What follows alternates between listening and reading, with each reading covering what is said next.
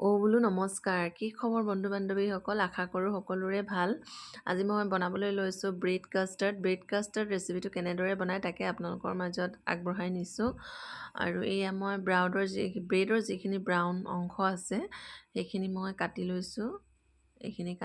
এইখিনি কাটি অথলে বা লোকচান নাযায়। এইখিনিৰ পৰা ধুনীয়াকৈ এটা মিঠাই বনাব পাৰি।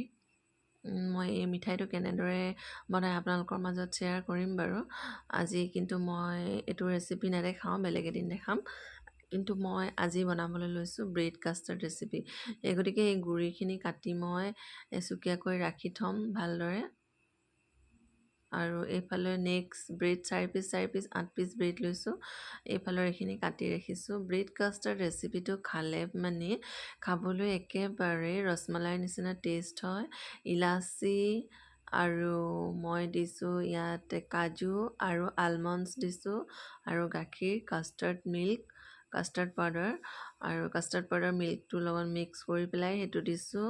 আৰু লগতে ইয়াত মই চেনি ব্যৱহাৰ কৰিম। মাত্ৰ 3 বিধ সামগ্ৰীৰে এই কাষ্টাৰ্ড ব্ৰেড ৰেচিপিটো খাবলৈ বিৰাটেই টেষ্টি আৰু সহজতে হৈ যায়। ৰসমলাইৰ নিচিনা ঘৰত যদি মিঠাই নাই, আলহী যদি আহে অকস্মাতে, তেতিয়া এইটো ৰেচিপি সহজতে ঘৰতে বনাই খুৱাব পাৰিব।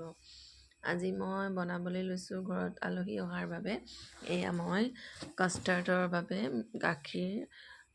ঘিউ ব্যৱহাৰ কৰিছোঁ। মই ৰিফাইন ইউজ কৰা নাই, ঘিউ ব্যৱহাৰ কৰিছোঁ। আৰু মই এইখিনি ফ্ৰাই কৰি লৈছোঁ। কেনেদৰে মই ফ্ৰাই কৰিছোঁ দেখিছেনে? সম্পূৰ্ণ ৰঙচুৱাকৈ মই ফ্ৰাই কৰি লৈছোঁ। এনেদৰে নমাই ৰাখিব লাগিব। এইখিনি মোৰ সম্পূৰ্ণ ফ্ৰাই কৰি হৈ গৈছে। এনেদৰে সকলো পিচখিনি মই ফ্ৰাই কৰি লৈছোঁ। ফ্ৰাই কৰাৰ পিছতে এইখন পেনতে মই তেল মই ব্যৱহাৰ কৰা নাই, ঘিউ ব্যৱহাৰ কৰিছোঁ।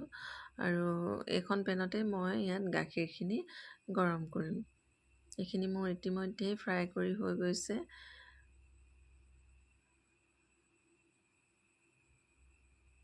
এই ৰেচিপিটো কোনে কোনে খাইছে কমেণ্ট কৰি জনাবচোন। আৰু যিসকলে খাইছে গম পাইছে নিশ্চয় খাবলৈ বিৰাটেই টেষ্টি হয়। আৰু এতিয়া দেখিছেনে মই আমুল গাখীৰটো লৈছোঁ। আমুল তাজা গাখীৰৰ পেকেটটো গৰম কৰিছোঁ। ইয়াত 200 গ্ৰাম 400 গ্ৰাম দিছোঁ। 200 গ্ৰাম থাকে আৰু অলপ দি দিছোঁ। 150 গ্ৰাম দিছোঁ আৰু 50 গ্ৰাম মই কাষ্টাৰ্ড পাউডাৰখিনি মিক্স কৰিবৰ বাবে দি দিছোঁ। ইয়াতে মই চেনি দি দিছোঁ।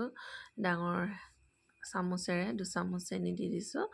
আৰু নিজৰ সোৱাদ অনুসৰি আপোনালোকে চেনিটো দিব পাৰে। ইয়াতে দি দিছোঁ মই কাষ্টাৰ্ড পাউডাৰ 3 চামুচ দি দিছোঁ। সৰু চামুচেৰে 3 চামুচ দিছোঁ। ইয়াত মই যি 50 গ্ৰাম গাখীৰ থৈছিলোঁ সেই গাখীৰখিনি ইয়াতে ভালদৰে মিক্স কৰি মিহলাই ল'ম। ব্ৰেড কাষ্টাৰ্ডৰ ৰেচিপিটোৰ বাবে কাষ্টাৰ্ডটোৱে মেইন। এইখিনি মিলোৱাৰ লগে লগে গাখীৰটো একেবাৰে ডাঠ হৈ যায়। খাবলৈ ধুনীয়া এটা ফ্লেভাৰ আহে, ভেনিলা ফ্লেভাৰ আহে। যিসকলে খাইছে বাৰু গম পাইছেই নিশ্চয় কিমান খাবলৈ ভাল লাগে। মই কেইবাবাৰো খাইছোঁ কিন্তু ৰেচিপিটো আগবঢ়োৱা নাছিলোঁ। ভাবিলোঁ এইটো ৰেচিপি আপোনালোকৰ মাজত আগবঢ়াই দিওঁ। এয়া গাখীৰখিনি প্ৰায় হৈ গৈছে ডাঠ। সেই গতিকে মই ইয়াত দি দিছোঁ এয়া কাজু আৰু আলমণ্ডছো দি দিছোঁ। কাজু আৰু আলমণ্ড আৰু মই ইলাচি 2টা খুন্দি পেলাই ইয়াত দি দিছোঁ ফ্লেভাৰৰ বাবে। এইখিনি দেখিছেনে মোৰ গাখীৰখিনি কাষ্টাৰ্ডটো মিলোৱাৰ লগে লগে পূৰা ডাঠ হৈ গৈছে। ইয়াত দি দিছোঁ ইলাচি খুন্দি দিছোঁ। বহুত ধুনীয়া লাগে খাবলৈ, ৰসমলাইৰ নিচিনা লাগে খাবলৈ।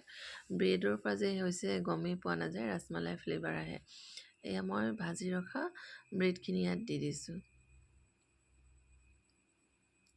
যিসকলে নাই খোৱা খাই চাব। আৰু ঘৰত যদি মিঠাই নাই, আলহী আহিছে, তেনেহ'লে এইটো ৰেচিপি বনাই আগবঢ়াব, বিৰাটেই খাবলৈ ভাল পাব।